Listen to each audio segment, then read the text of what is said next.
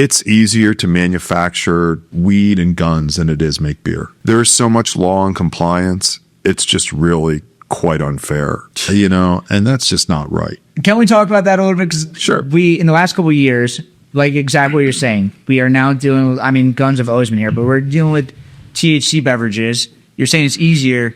From what I saw, you can kind of just be selling this stuff, which is crazy that 5 years ago you would get arrested for a little bag of weed. Right. But now, like alcohol, which is like kind of has been part of American culture, is so much harder to create and sell. It doesn't make much sense to me. No, and that's what I fight all the time,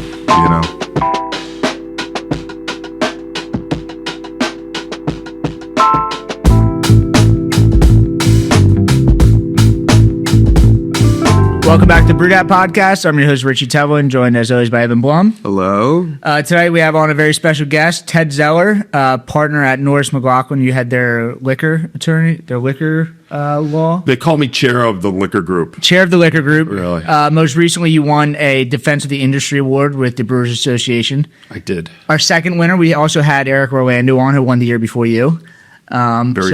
Yeah, I know Eric. Yeah. Cool. Yeah, he was a great interview. So this is we're excited to get in here. But we're here to learn all about you today, learn all about like kind of what Norris McLaughlin can do for people, but also really talk about kind of the state of the Pennsylvania, alcohol, beer scene, and kind of see where we're at, see where we've come from, and see where we're going in the future. Sure. Awesome. So I guess before we get started, I think that most of our listeners know who you are, and are either clients or have been clients of you, or have either attended a Brewers of Pennsylvania meeting, or have at least seen you kind of around. But can you kind of catch us up on how you got into the, I guess, liquor attorney? Sure. I'm usually the guy walking around in the suit, and usually the only one. Pretty easy to pick out, but it's kind of been my brand, Yeah. So I was a litigator up in Allentown, Pennsylvania, graduated from undergrad at the University of Notre Dame, and then went to Dickinson Law School, which is in Harrisburg. I was actually born in Carlisle. Well, my father was an attorney, but he passed many, many years ago. I got into liquor law from basically being a bar fly at the cool local bar and just getting into beer. I got to meet that bar. It was the old Sterling Hotel. It's one of the longest actually bars east of the Mississippi. And they were doing an expansion. And I said, well, I could help with that. I had done some, and this was young in my career. I might have been a year or two out. I can help you with that. And when you file an application for extension, a Pennsylvania Liquor Control Board agent comes knocking on your door like a couple weeks later. Just so happened that the person that came knocking on that door was a friend of a friend's dad, who kind of knew his family, knew my family. And he was one of the most senior agents in the Commonwealth of Pennsylvania, knew everything. So he's like, hey, Ted, you ever have a question about liquor code or how to do these applications? Give me a buzz. I'm like, wow, that's great. But the liquor world was kind of dominated up in the Lehigh Valley and for a lot of actually eastern Pennsylvania by a former chief legal counsel of the liquor board, a solo practitioner by the name of Ted Gillespie. Ted was a very good attorney. Unfortunately smoked 2-3 packs of Reds a day, and that led to his unfortunately quick and fairly early demise. Probably now I'm 3 or 4 years out of law school at that point. So I go, he passes. I'm learning. I don't get a lot of jobs because he's dominant in the marketplace. You weren't working for him. You just No. I'm working for what the predecessor is of what Norris McLaughlin is now. Okay. So I've been at this. I clerked for the firm. Wow. In between my first and second year, I clerked out in Los Angeles in between my second and third year for a boutique litigation firm. Actually, the firm that represented John and Cochran in the paternity suit way back when. That was something. So I went and spoke at a couple restaurant associations. It's like, oh, well, you're just the new Ted. And I didn't fight it. But his name was Ted too? His name was Ted too. You're just the new Ted. There's not a younger Ted, is there? No, there's not a younger Ted. Other than my son, Teddy. I got Teddy the Fourth with me. I'm Ted the Third, actually. I got Teddy the Fourth, who's now working up in Boston right now. So I got 3 boys, all beer drinkers. I trained them. Nice. I trained them very carefully and strategically. Yeah. So yes, I think we've had some of your products, Richie. You do a really good job. Awesome. Thank you. All right. Hey, brewery or small business owner. At the Beer Accountant, they understand the unique financial challenges of the craft brewing industry. Come find our booth at the Craft Brewers Conference in the Grand Hall next to the Brewers of PA in Philadelphia this April. Mention the Brewdad podcast and get a free gift. Are you tired of navigating complex brewery accounting and taxes on your own? Staying up late working on financials and getting your finances in order after a whole workday? They're a CPA dedicated to helping breweries like yours thrive, with services ranging from qualified bookkeeping, business tax prep, to strategic financial planning. Stop wasting time on spreadsheets and focus on what you do best: making great beer and running a small business, servicing over 50 breweries in 4 states. So if you own a brewery or small business, stop overpaying for reactive support and start being proactive with the Beer Accountant. Don't brew that IPA without this CPA. Visit beeraccountant.com to learn how their specialized expertise can help your brewery grow, profit, and succeed. So I started to mix litigation with the liquor law. There was an old concept of licenses have always been expensive, but if you lived in a resort area, you could apply for what's called a resort area license, had the same qualities of a restaurant liquor license.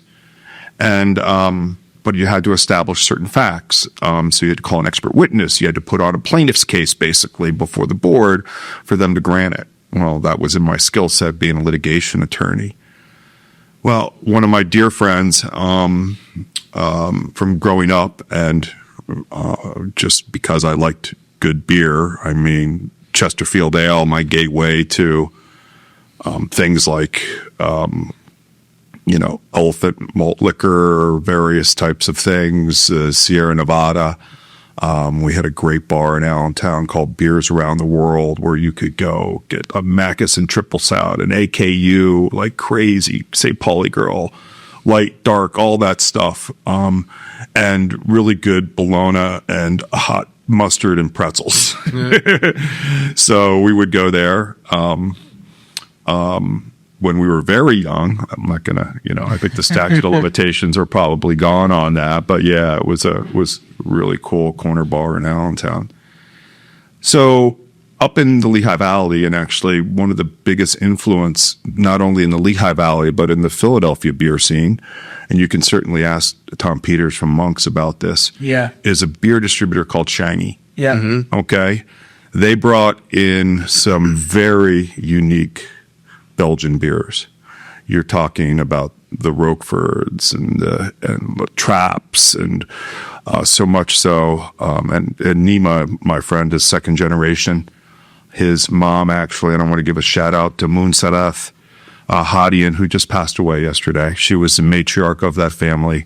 Her husband, Javad, they started the business known as Shangy, which just had good beer. And then they started to get into, it was a family distributor. And then they started to get into the import side of it, knowing good beer and how to get it in, dealing with the likes of getting beer from the Kundas of the world. If you're never familiar with that name, this kind of goes old school. Yeah, Chris Kunda, like 106 years in business. Yeah, like those types of things. And then branching out, Shangy's was the first Sierra Nevada wholesaler outside of California. Wow, that's crazy. Isn't that nuts? Yeah. Yeah. Yeah, there's some local breweries that like put out Icarus only sells in, I think, in New Jersey and Utah. So it's like if you can find a market somewhere else.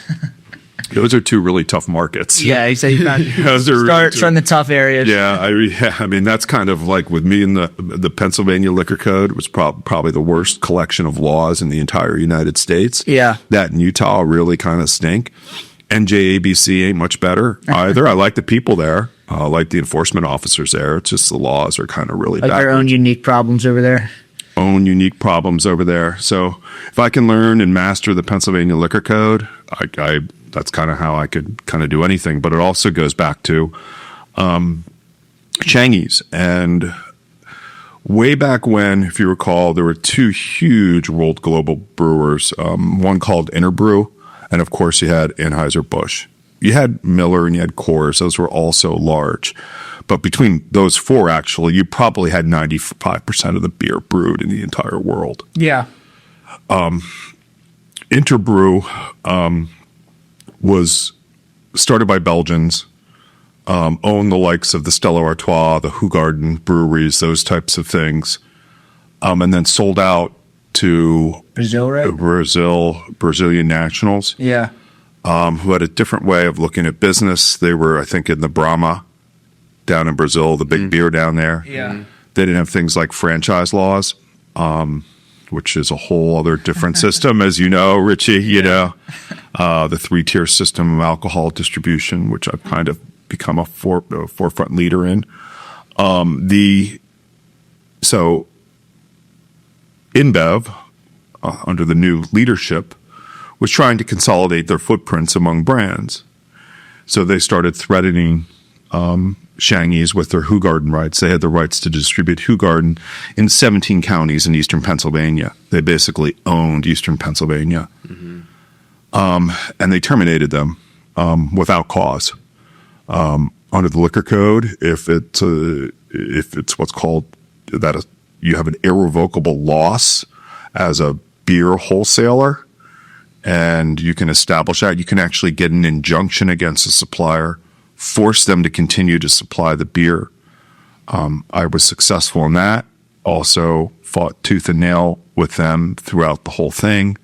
They hired tobacco defense attorneys against me. It was 2005. I had my first child and another one on the way. It was something. It was a big battle, a very young part of my career. But actually, I was able to establish by driving them nuts with my discovery that on a per capita basis, that Shangy was their number one distributor of Hoegaarden in the entire United States on a per capita basis. You know, when a Shangy salesman showed up at somebody's door, the first words out of the mouth were Hoegaarden. That wasn't good enough for the Brazilians and InBev. They wanted to just consolidate their footprint. You know, they wanted Hoegaarden with Stella and their other bigger brands that they had. So we were getting ready to go to trial. And then they did this is taking you back to as well. There was an import deal before InBev and Anheuser-Busch merged. They had an import deal that Anheuser-Busch then had the exclusive rights to distribute InBev's brands in the United States.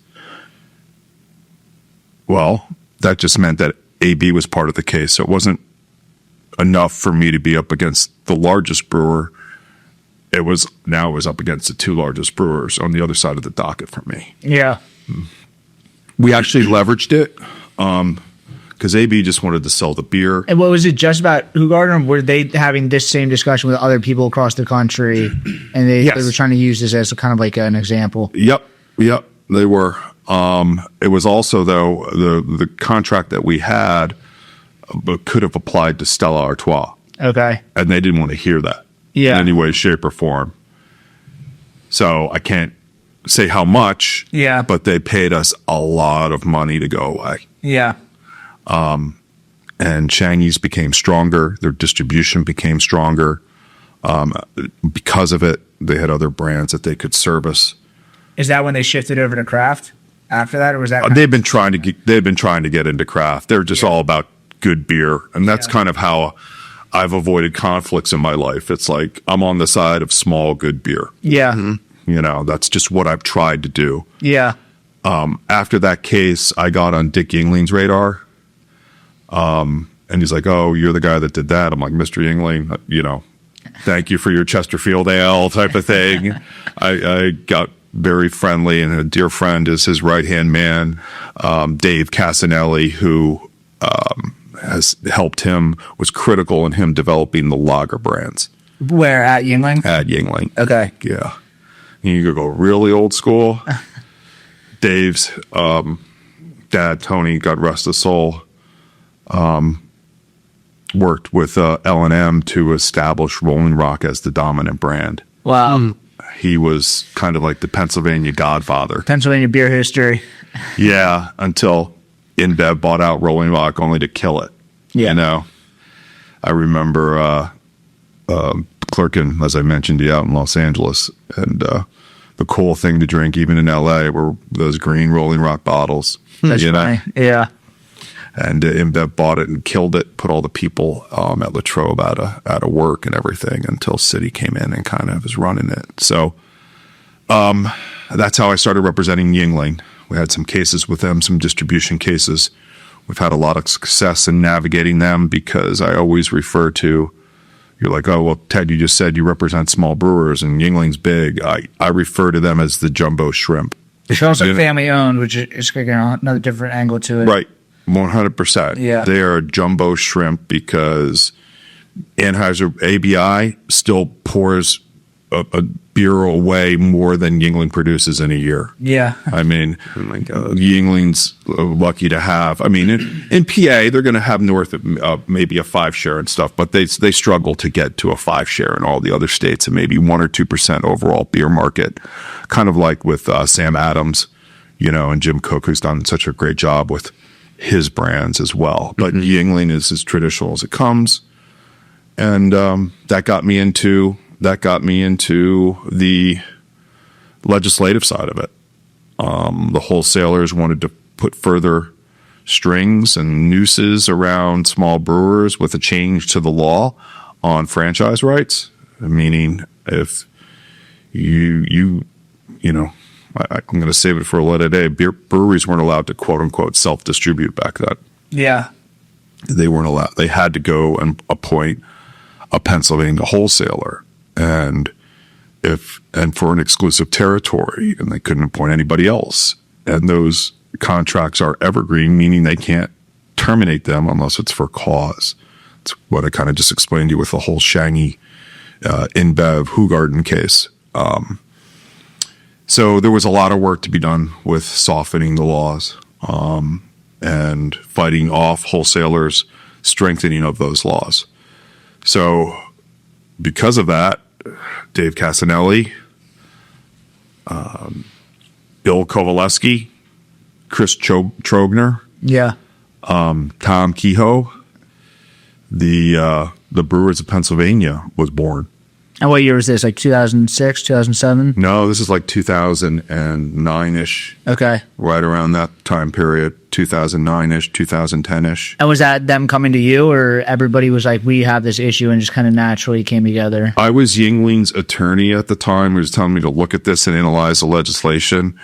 And Dave reached out to some other people in the industry, and I then became fast friends with Bill and Chris and Tom, and I was the one who wrote all the bylaws, formed the entity. Is that, not to get too in the weeds, but is that kind of like what these traders were like? People come together and then they submit kind of like they create kind of like not nonprofit. Yeah, it is a nonprofit. A nonprofit that then they kind of set up this amount of money and then create membership. Correct. Okay. And it's dues. We didn't have a big endowment. Yeah. I mean, but Pennsylvania beer history is significant, and there's a lot of big players. Was it hard to get other people involved besides the big? I mean, I say big dogs, but I imagine like Victory and Trogs were not what they are now back then. It wasn't hard to get them involved, and that's a testament to the quality of individuals you have, and the likes of Bill Kowaleski and Chris Trogner, and Tom Kehoe. Yeah. And then soon after that scene with like folks like Iron Hill, Mark Edelson's coming on scene and everything. There's Pennsylvania has been one or two in domestically owned craft output of beer in the United States for the last couple of years. Yeah. And certainly that's a kudos to Dick Yuengling and also Jim Cook, who people know manufactures about at any point 70 to 75% of their beer up in the Lehigh Valley at the old Stroh's, old Schaefer. It was an old Schaefer plant. It's an Allen too. God, I remember that. Yeah, just as you're going by. I used to work in the building across from there. You would smell beer every once in a while. Yeah, it was a cool experience. My uncle took me there for a root beer when I was well underage. When it was Schaefer, it was something. Schaefer used to make a root beer. So it's kind of full circle that I started representing that brewery as well. What were the issues that the BOP had to deal with? Was it specifically like franchise laws, or were there? It was franchise laws. Okay. Yeah. So Pennsylvania breweries couldn't go direct to consumer. Yeah. But they were allowed to self-distribute and have something called secondary agreements with distributors, whether they're an importing distributor or a regular distributor. Okay. So it allowed them at least avoid going with some of the bigger ones. You know, we have got some of the biggest, strongest beer wholesalers in the United States. Yeah. When you're talking about, Penn is the ABI wholesaler, very large. Origlio is a family-owned business that has worked very hard and done, very well for themselves, but they have ties to Manhattan Beer in New York and even places I believe in Arizona. And down in Maryland, Origlio has those. I don't want to get too into like the wholesaler conversation, but I know didn't the Jersey wholesalers just kind of all merge? Well, that's just it. You have consolidating networks. But is that not happening in Pennsylvania, or? Oh, it's consolidating. Yeah. Okay. Yeah. First it was brewery consolidation. Yeah. Right. With Interbrew, InBev, Anheuser-Busch, Miller Coors. Yeah. And then they're consolidating their footprints. Yeah. Into you're either red or silver. Yeah. Okay. Red ABI, silver is the Miller Coors. Yeah. Right. And then they're trying to take all the brands from the little wholesalers and consolidate them into big footprints. Which is weird because then the liquor wholesalers are all collapsing, the giant ones on the West Coast. Isn't Republic National? A whole bunch of them are hurting out there too as well because they're losing some of those brands. Yes. Yeah. But also because of volumes. I mean, volumes are just killing putting people. pressure on everybody. Yeah. Those types of businesses also get bought up by private equity, and if they start losing money, Parker up, you just dumps them. Yeah. Yeah. That's what I think you saw with Iron Hill, actually. Mm-hmm. Definitely. So yeah, they put debt on it, and then you have to keep growing, otherwise it all falls apart. Yeah. So you've been involved in the BOP for a while. What kind of changes have you seen? I mean, I guess first, in kind of continuous effort, just making sure that we're safe for franchise laws. But what are the kind of the other changes that you've seen? Because I know as far as where beer can be sold, the packaging types for beer, distributors and bottle shops, all those laws have changed and greatly affected breweries. Yeah, and we've actually affected a whole bunch of them. I was the creator of the taproom laws, and that was really tough that the wholesalers didn't see coming whatsoever. And what was that? You couldn't have a taproom before and sell directly to consumers. Were you allowed to buy a liquor license and essentially run a couplet? You'd have to buy a liquor license, run a couplet, but then your 200-gallon requirement went up to 250 barrels. Okay. And that's meaningful probably to both of you, but that's no small output of things. Yeah. So there's restrictions with that brew pub license.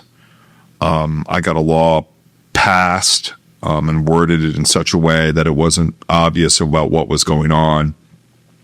And then we basically advocated with the Pennsylvania Liquor Control Board to issue regulations that allowed breweries to sell the beer. They came out with proposed regulations, and I made a lengthy comment letter to the Independent Regulatory Commission saying that it was actually what LCB put out was not a correct statement of the law. The IRC said you had to follow my text for it. They did. They followed that text, and that opened up where you have the brewery location. You can sell, but also you're allowed to sell at two storage locations. Yeah. Those, in essence, become our satellites. Yeah. That was the key that put those storage locations being able to sell. Yeah. at a basically satellite location. Which is like when you're explaining, like there's the law, and then there's like how I guess the state police interpret that law. Oh, yeah. And then how you have to then kind of respond like, what does this actually mean? Like, what can we actually do? There's I mean, it's probably every month, every other month, I'm with some heads at state police saying, okay, PLCB just came out with this crazy legal opinion. What are we going to do? Or the new law comes out. Yeah. LCB just put out a whole bunch of regs for distilleries that were kind of off the wall. But Right now? yeah, the comment period just ended last week.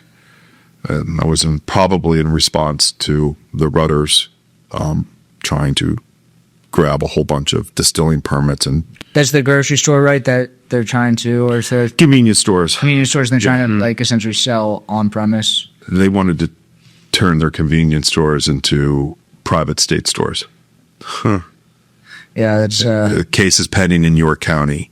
So it's about 60 permits. And so when you realize there's just north of 600 state stores, it would increase distilled spirit bottle.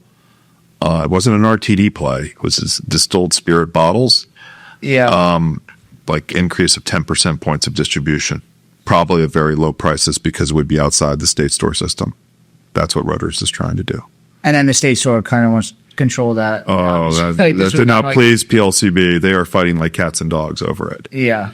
But I think one of the rebounds was these regs that just came out. But I want to kind of stay on with beer and everything. You know, with the Brewers of Pennsylvania, we've had multiple wins. The tax excise credits, where if you have a capital outlay, you can offset that against your tax excise. We're trying now to turn those into saleable credits, which would be very meaningful to a lot of small brewers. We negotiated our own sales tax law. It's called the use tax, where we don't pay a full 6%. Wineries and distilleries do for sale of their own products at their own facilities, but beer only pays 1.5%. Except we're in Philadelphia land right now, which is so it's 25% of the full rate. So you're in 2% land. Yeah, Richie. fun tax in the city. Yeah, and then also the fun tax to the city, or the no fun tax, whatever way you want to look at it. So, I mean, I've actually, it's been very remarkable what the Brewers of Pennsylvania have been able to accomplish, and the diversity of their membership, all competitors, yet so collegial that it's been great. Some people have kind of poo-pooed it, but there's just, there's always anarchists all over the place, but really it's good people doing good work for the brewing industry. I've been going to a lot of beer conferences, and specifically, I used to go to MBA all the time, and it's still great. It's like kind of more of like a technical brewing conference. The Brewers of Pennsylvania was like the first conference I went to where I was every single person that was talking, I was learning something, and it was like specifically dealing with issues that are like, everyday issues that everybody has to deal with. It was the best conference or best group that I've been a part of so far. Which is cool. We might go to regional to even get more specific outreach. Yeah. Everything. So I think we're actually probably right around the corner from Yards. Tom's got a good space. There might be something there. Yeah. So stay tuned. Cool. But it's always trying to do something, trying to make our privileges on par with what brewers, what wineries and distilleries can do. They have 5 satellites, we have 2. It's kind of silly, And I believe this year too, it's the first. If you're a first-year member, it's a free membership. Right. So that's a really cool perk for anybody. I remember hearing that at the conference. Yeah, we're going to have tag-alongs. We just want to kind of, honestly, we're proud and want to show off what we're able to do with folks, and it's really kind of value, and we all need to stick together considering what's kind of going on in the industry. It's not easy out there. Yeah, it felt very much like it was just open dialogue the entire time. Like everybody was like saying like exactly what their issues were for somebody to say that in a public setting like that. It's like, all right, you're kind of like going into like your specific issues, which is interesting, but everybody has different issues like that, which is cool. That was like the best part, is like people just raising their hand and they say what their issue is, and then everybody chimes in of like how they can help or like what they should be doing. Yeah, it's cool. It's a challenge. It's challenging because the law is tough. We bring state police even to kind of do with certain things. And I remember it can be a little sticky sometimes. At yards, they had the guy that was coming in to do inspections. Yeah, and he just looked like some 24-year-old dude that was just like in college. Like, how am I supposed to know that this guy's a cop? Yeah, I know. The most undercover person I've ever seen. Locally, you've got a great inspector here. I think he's very even-handed with how he does investigations. And I think for the most part, breweries are not really huge issues. It's like, well, there's a lot of other people that are doing weird stuff with their liquor licenses. And yeah, no, the frustrating part for what you have had to set up, with your business. I don't know if you've seen it. There's so much law and compliance. It's just really quite unfair. Yeah. It's easier to manufacture weed and guns than it is make beer. And that's just not right. Can we talk about that a little bit? 'Cause sure. We, in the last couple of years, like exactly what you're saying, we are now doing, guns have always been here, but we're dealing with THC beverages. You're saying it's easier. From what I saw, you can kind of just be selling this stuff, which is crazy that 5 years ago you would get arrested for a little bag of weed. But now, like alcohol, which is like kind of has been part of American culture, is so much harder to create and sell. It doesn't make much sense to me. No. And that's what I fight all the time, Is that something that, I think that there is kind of more interaction the last couple of years between like beer, wine, cideries. Which, and I think ciders are going to become part of Brewers of Pennsylvania.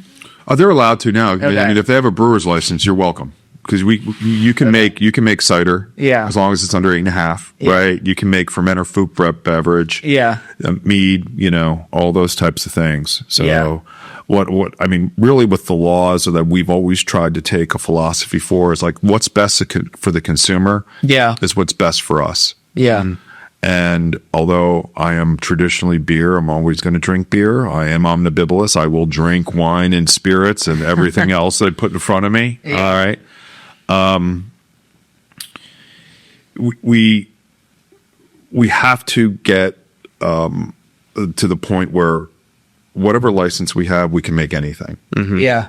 All right. That's really what we got to get to. Is that who is it? The Schmidt bill? What's the Schwitz bill? What's the Fritz bill? Fritz bill. Fritz bill. I've said it 3 different ways the last. That's all right. Every episode is just called something different. It's okay. But can you explain what that is? And that's like a big deal for the brewers who are trying to get that, right? Yeah, because it really helps on the retail side. Like I can now. I worked with LCB. Yeah.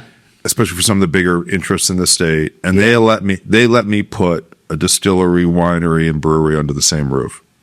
What it gets complicated is when you take that out to retail, right? So if you have a production area and then you've got your tap room, well, in order to sell that beer, that spirit, that wine to go, you'd have to have 3 different premises, 3 different managers, 3 different point of sale systems all in that area too as well. It's like, let us make what we can make. That's annoying. And also, like, to consumers, like, why am I? This seems weird. Yeah, it's very confusing for consumers. Extremely confusing. It just seems like a common sense type law. Where like, why are we not doing this? Look what the world has come to, right? Yeah. It's these things shouldn't be partisan. I don't know how they do become partisan, but I mean, beer, which is really the lowest ABV out of all of them, actually. And even in the alcohol category, beer is the ugly stepchild. Beer faces the most regulation, the most tax, everything. Is that because we're not a part of the state stores? So just the history of beer and the 3-tier system in Pennsylvania. Pennsylvania Liquor Control Board locked up wine and spirits, right? So beer wholesalers got really strong with being able to control beer, and they became some of the bigger wholesalers in the United States. So there's a lot of franchise laws that we have that wineries and distilleries don't face. The biggest battle, not only in Pennsylvania right now, but nationally, what I'll just refer to weed drinks, right? The Delta 9. I'm not talking about Delta 8, Delta 10 synthetics. I'm talking about Delta 9, Yeah. which is supposedly Farm Bill legal. Yeah. Their biggest issue that they're going to face is that they're not aligned with themselves in their group. They want the producers that want to be franchise free, and they want the wholesalers and everything else that support them and want those products on their trucks to have franchise laws. We had this guy, Nate.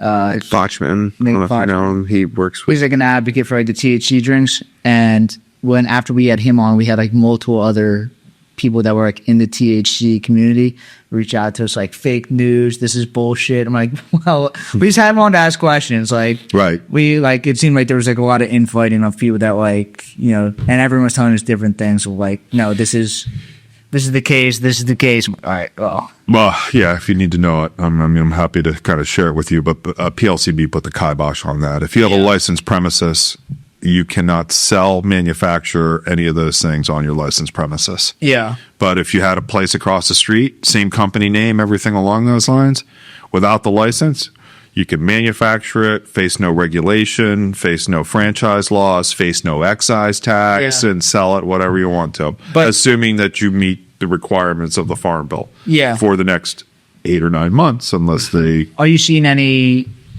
talks or movement of like, is that going to get extended or anything into next year? It's probably less than 50-50. Okay. Because they're infighting. They have to be aligned, and they have to get things going. Yeah.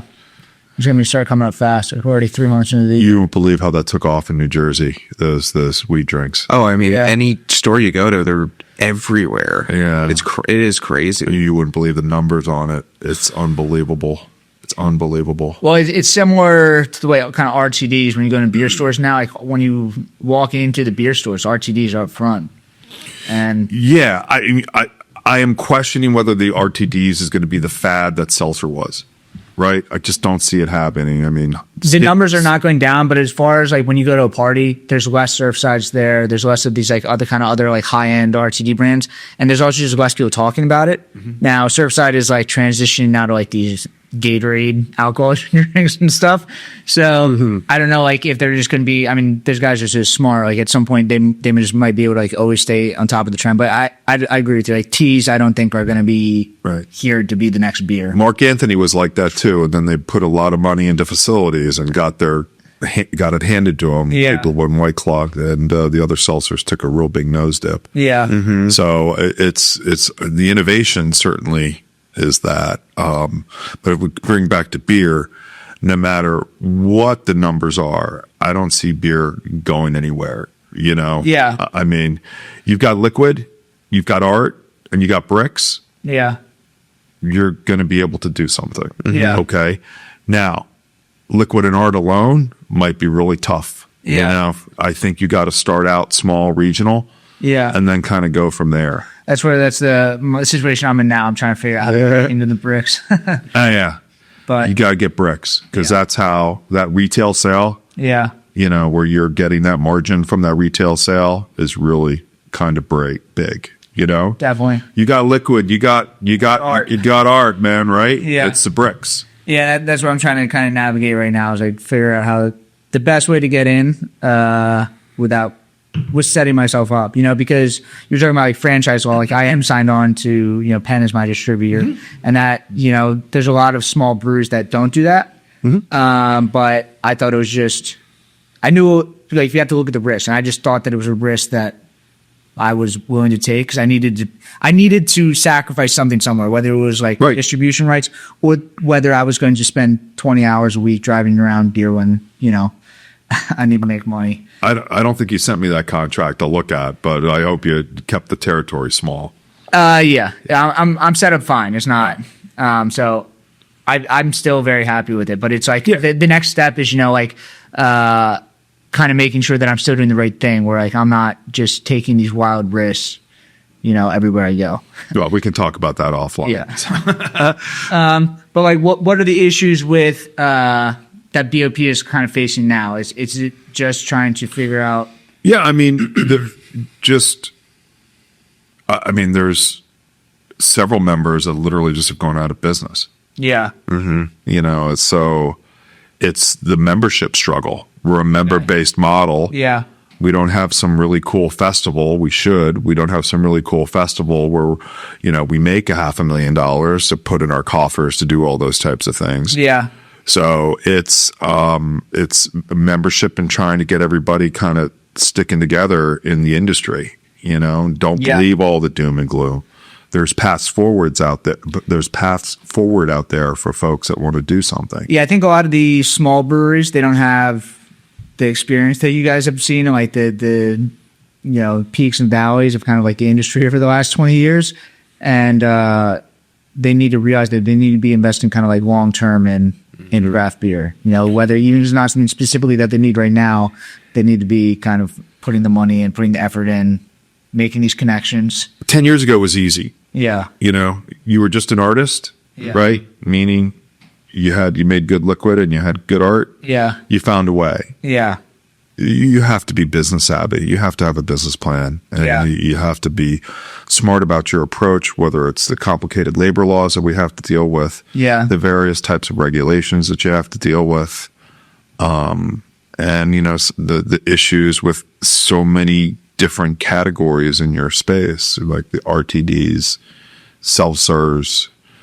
Pennsylvania has not seen a lot of the weed drink side of it. Yeah. But that's a real issue if that gets fixed and those drinks are coming out with today's youth, that's going to be a real big issue. Definitely.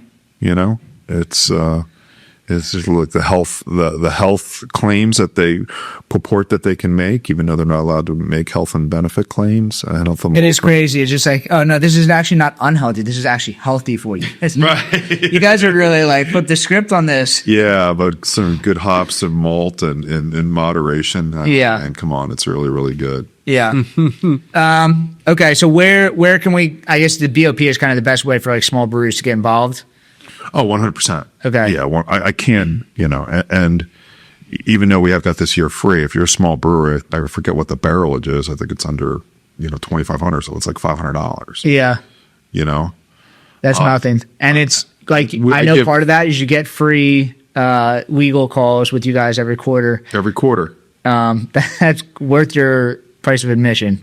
So, and not just getting answers that they need from you, but like I said, other people have questions and you're like, oh, I didn't even realize that. Correct. And to be exposed to that. And we sit, it's, those calls go always at least an hour. Sometimes they've gone 2 hours. Yeah. At the next call, I'm going to have one of my labor attorneys involved with to talk about the crazy tip laws that you guys have to follow and those types of things. So it's really is a member service, and just achieving the legislation and just being able to talk to people that have been through like the mistakes they've made or the good things that they've done. It's invaluable. It really, really is invaluable the way I see it. And so your scope isn't just Pennsylvania though as well, because you were at the Jersey conference. Right. What other is a tri-state area like? So I'll do licensing. In Pennsylvania and New Jersey. Mm-hmm. Okay. But distribution, I do nationally and even internationally. Okay. And that's the beer right concepts of who you're dealing with your wholesaler. What does your footprint look like? Is there, is a wholesaler selling to another wholesaler? Is that the house you want to be? At any point in time, I've got 2 or 3 distribution agreements on my desk, looking at them to crank out. Mm-hmm. And I've done those internationally. I've been involved in beer termination cases with wholesalers in New York. I had an antitrust case against Anheuser-Busch in Mississippi. So kind of been all over the place. I've got another distribution case I'm about to bring in Washington State. So I kind of still mix in that litigation aspect of it. And I have a great litigation team now. I've taught them a couple of the beer cases.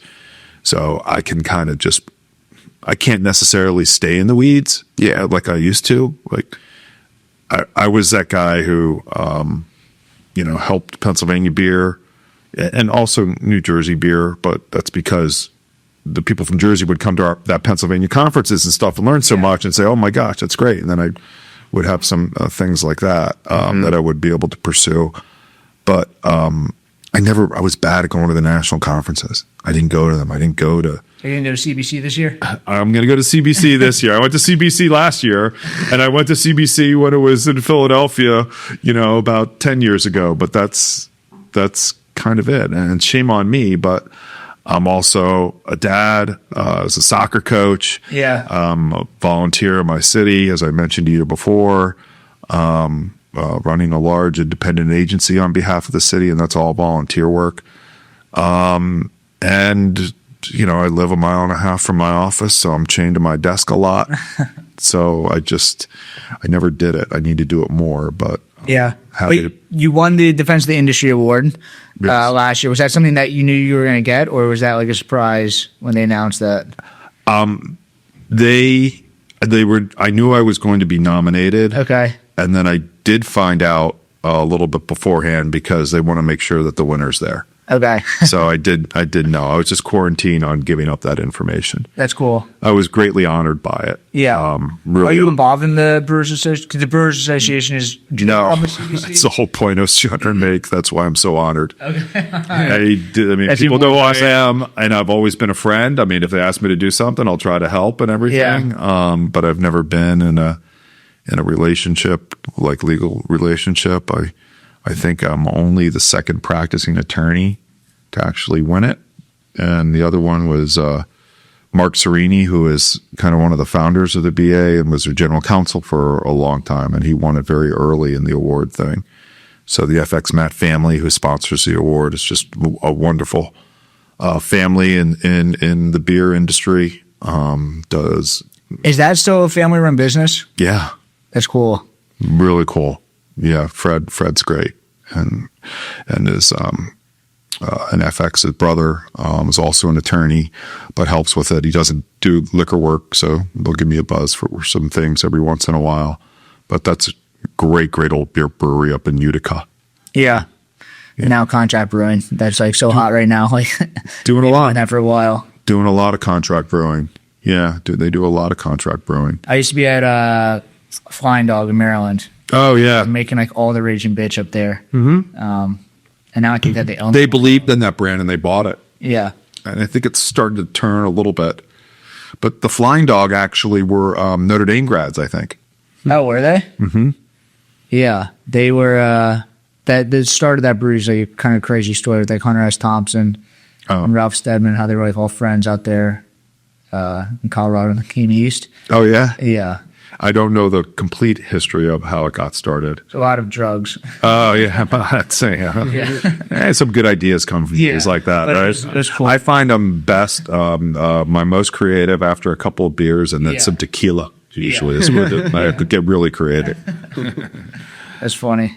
Cool. So I guess are there other issues that like small breweries need to be looking out for right now or on the horizon that we need to be aware of?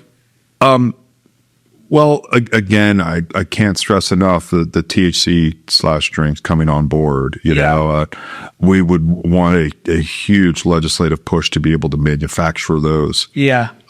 With your own equipment. I mean, is the idea of the Brewers of Pennsylvania is that like you're not for or against them? No, we're not until like it becomes that like it is a possibility, and then we want to take it under. If the province of the legislature, like what we would advocate following consumer interest, and it's safe, wants that, that's fine. Just let us make it. Yeah. We're manufacturers. Our business is manufacturing. We're good at it. We've got the equipment to do it. We're also good at age gate stuff, which is like a lot of these small, independent, like starter people, especially if they have never been involved in alcohol before. They're not used to age gate stuff. No, they're not used to age gating. Besides alcohol and like cigarettes and gambling, like what other age gate stuff is there? Like we are the closest option, that we can kind of take this over. So. Oh, absolutely. Yeah. I agree with that 100%. But just, being really smart with how you start your business. Yeah. From how long your lease is, make sure you're in the right zoning. To how you're developing your brand, making sure you're not putting unauthorized images on your can, right? And those types of things. I can't tell you all the brand wars we've actually got into between like large liquor companies and breweries fighting over a brand, or even the shape of a bottle, believe it or not. Really? We've been involved with some like shapes of bottles on litigation over those types of trademarks. Yeah, it's really, so we'll get that in, and then we'll do a triage. Not necessarily go for the trademark per se. You have to be careful. You always want to kind of trademark your brewery name. And then if you have like a big winner, like a core brand, you probably want to trademark that. But you definitely want to triage it to make sure. What I mean by triage it, what we'll do is for very low cost, just check USPTO records, do some searches and everything to make sure that if you ever decided to trademark it, you're in a good space that way. So the trademark process takes like 2 years. Right? It can take a while, and it's a couple of grand, you got to make sure you're applying in the right categories too. You don't want to just apply for beer. You want apparel, various types of things. People think that that because one thing's a wine and yours is a beer, that's fine. It's not the case. That's not the way the trademark office looks at it. You're kind of screwed. I've had some really tough conversations, even in initial consultations, before I've been hired, telling people that I know you love it, but you can't use it. Cut a man loose. Yeah, you just like let it go. You gotta let it go. I'll never forget the one guy, like literally, like I'd kicked his dog or something like that. He was like on borderline tears, and he agreed. He rebranded it, but he kept the social media presence out there with that name. And within a month from that initial meeting, the exact brewery that I told him was going to be an issue sent him a cease and desist letter. So. You don't want to put 20, 30 grand in labels and all to find out that it's all for naught. Yeah.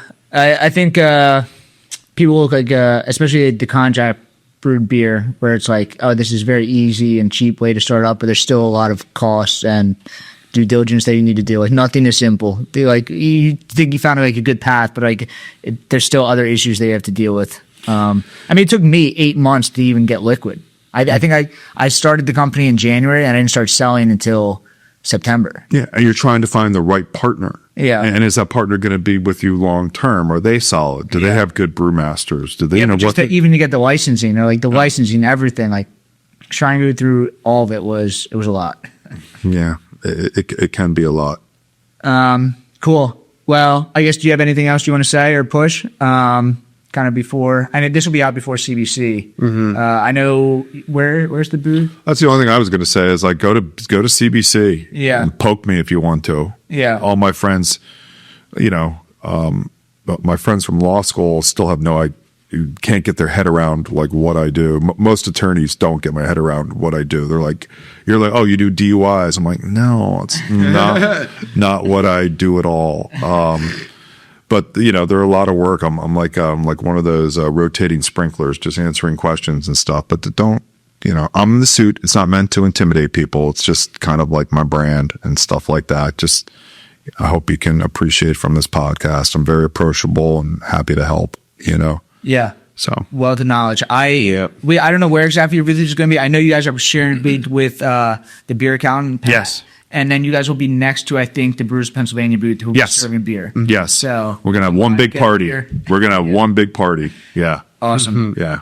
Well, thank you for coming on. And then where can we find you guys? At Norris McLaughlin? Norris McLaughlin. I think our SEO is getting a little bit better, that I might come up. I wrote the law, brewery laws in PA. Maybe I might get up there now on the first page. We're getting better at it.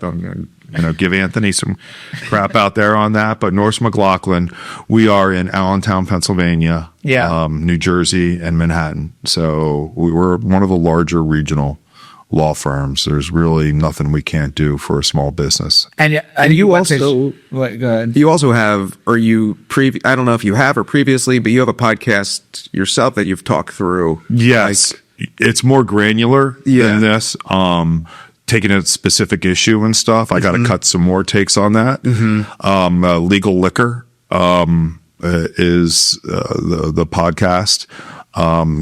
things that's available through our website, also Spotify and those types of things. Yep. One of them is How to Build a Brewery. It's very helpful. It's something that I feel like I've gotten to the point now, which it's been useful to me, that I would take a phone call randomly and I'd be on I've got 15 or 20 minutes for anybody. And I'm happy to do that. And I still wind up going 15 or 20 minutes. But sometimes the calls are like 5 or 10 and say, hey, I've got this podcast that you can say everything. So it's just go watch that. Then come back and call me with some more specific questions. So it's been helpful that way. Yeah, a lot of the questions that you're probably dealing with are like the same questions everybody has. Oh. Yeah. If I get it's almost every day. How do I partner with a restaurant to use one of my storage location licenses? It's like, oh, okay, yeah. See Exhibit A. Yeah. But it's there's complications to that, and state police is really keeping a close eye on those types of arrangements. There's a lot of faux manufacturers out there, which is an issue right now. People that don't want to spend the 175 or the $175K it is for maybe a license in Philly, I had a record sale of a retail license of $1 million. That's crazy. So that's unattainable for small businesses, which are breweries or like a restaurant. So they'll be like, oh, I'm just going to put a small system in there and I'm going to have somebody else make my beer. But I'm not going to have my independent recipes. I'm really not trying to build a brand. I just want to be able to sell alcohol at my restaurant. That place that I told you about before that I was doing the AI unlicensed images is that. Oh, is that? Yeah. Yeah. It's it's like so obvious. It was just like they're not even trying to hide this. It was all right. Well, yeah. The state police now in their first citations have been trying to close those places down. Yeah, it's tough. Yeah. Just do the right thing from the beginning. Yeah, we're more in like, come on, build a brand. There's nothing wrong with building a restaurant and a brand with your restaurant. There's nothing wrong with that. Yeah. Despite the fact that Iron Hill, had the issues that they had. That was a wonderful brand between the beer and the restaurant. It was great. I think there's other people trying to come into, I don't want to say anything. This is just public stuff that I'm seeing online, but people I think they're trying to come in and like scoop up either the brand. I know the locations, PJ Wellhands is taking over some spots. Yes. Yeah, and then I think some of the other locations, I have 4 of them, so yeah. Yeah, they bought them, and then they're going to try to. I don't know if they're going to try to keep the Iron Hill. I don't know. Yes, they are. Okay. They are. Cool. They are. It's developing right now. It's cool because it's as much as they went out of business and now it's like kind of a new ownership. It is still a local brand that we need to keep going on. Yeah, it's awesome. It'll be fun. Yeah, they're Russian Imperial Stout. Yeah, banging, right? Definitely. Yeah. Cool. Awesome. So I think we can find you at Norris Hall, right? Yes. So it's T Zeller. Okay. At norris-law.com. Cool. And my phone number direct is 484-765-2220. Cool. Happy to help.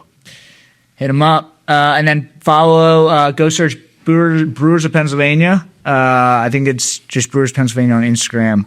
Hannah's our executive director. Yeah. Easy to navigate to get to her on the website, and she'll take you through what benefits we can offer. Very easy. You should go join. It's free this year, so there's no reason why you shouldn't. Yeah. And it's Brewers of Pennsylvania. There's also a blog out there called Breweries in Pennsylvania. Mm-hmm. Yeah. These guys have put out some good articles, but we're really the organization that drives growth in the laws and the collegiality among the breweries. Yeah, it's not to be confused with the Philadelphia Beer Fest, BIER, and the Philadelphia Beer Fest, BER, which we went through all that drama last weekend.